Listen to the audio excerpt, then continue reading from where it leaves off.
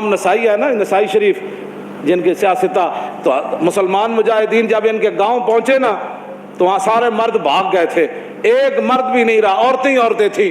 جب مسلمان مجاہدین کو پتہ چلا کہ یہاں تو عورتیں ہی عورتیں ہیں تو انہوں نے یہ نہیں کہا یہ تو غیروں کی عورتیں ہیں، لوٹ مار کرو، قتل و غارت کرو۔ انہوں نے کہا کہ نہیں، عورتوں سے ہمیں لڑنے کی کوئی ضرورت نہیں ہے۔ وہ اس گاؤں کو چھوڑ کر واپس آ گئے، کہا کہ یہاں تو عورتیں ہی عورتیں ہیں اور تم کیا کر رہے ہو؟ یہ ہے مسلمانوں کا کردار۔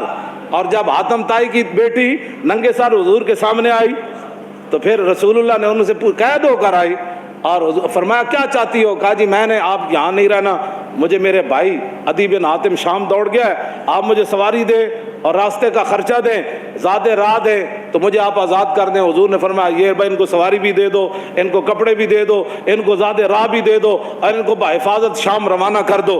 جب وہ شام پہنچی نا، عدی بن حاتم، حاتم طائی کے بیٹا، ان کا بھائی نے کہا تھا میں نے حضور کا کلمہ نہیں پڑھنا، جو مرضی ہو جائے۔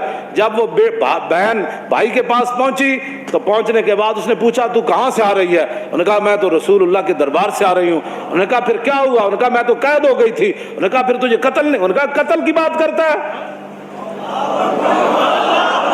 تو قتل کی بات ہے؟ انہوں نے کہا تو نے کیسا ان کو پایا؟ انہوں نے کہا بھائی جان ایتھے سمجھ آنے والی گل نہیں۔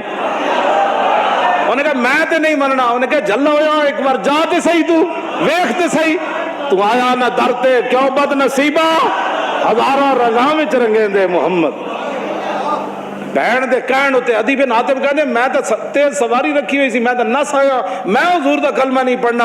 بہن کہنے لگی ایک باری جا تے صحیح، اے دسن والی گل کوئی نہیں، ایک باری تو جا کے چہرہ انور ویکھ تے صحیح، خلق عظیم ویکھ تے صحیح، انہاں دی اخلاق تے عادات ویکھ تے صحیح جلیا۔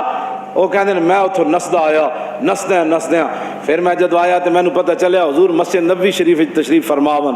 کہندے میں جدو جا کے حاضر ہویا تو حضور اٹھ کھڑے ہوئے میرے واسطے۔ انہاں مولویاں پیراں خود اخلاق کی وجہ پیش کیتے، میں تو انہوں سچی گل کر رہا۔ ارے نہ چونکہ خود نہیں اس راستے تے چلنا سی، چونکہ ایسے تھے تو پھر چونکہ ایسے تھا تو پھر کیوں جی؟ اور جڑی عورت رو رہی سی کب اپنے عزیز دی قبر ہوتے، حضور قریب تو گزرے تو فرمایا اسبری، انہوں نہیں سی پتہ رسول اللہ فرما رہے ہیں، انہیں سر رکھے ہوا۔ غم چیز ہی ایسی ہوندی، اسی واسطے حضور نے فرمایا میرا امتی پناہ منگے، غم بندے نو تباہ کر کے رکھ دیندا۔ انہیں کہا مینوں کہنے والے اسبری، جے تینوں یہ مصیبت پہنچی ہوندی تو تم مینوں نہ کہندا ہے گا۔ میرے آقا نے یہ سنی گل تو حضور چل پے، اس عورت نے کوئی گل نہیں فرمائی۔ اس سے یہ بھی پتہ چلتا ہے کہ جب آدمی اگلا اس حالت میں ہو تو اس کو تبلیغ نہیں کرنی چاہیے، بس جو بات کر دی وہ کر دی، بات ختم ہو گئی۔ زبردستی کسی نے ڈھا کے منانا ہے، لبیک دا نعرہ جنہوں سمجھ نہیں آیا ہوں تسی انہوں ڈھا کے کی منانا ہے؟ اور میں نے یہ دسو جیڑا اے نہیں کہندا حضور میں بھی لبیک کا اتنا ہی مانا ہے، حضور میں بھی حاضر، میرے بچے بھی حاضر، میرا مال بھی حاضر، میری عزت بھی حاضر اور میرے ماں باپ بھی آپ کے لیے حاضر، اس سے زیادہ لبیک کا کوئی معنی نہیں ہے۔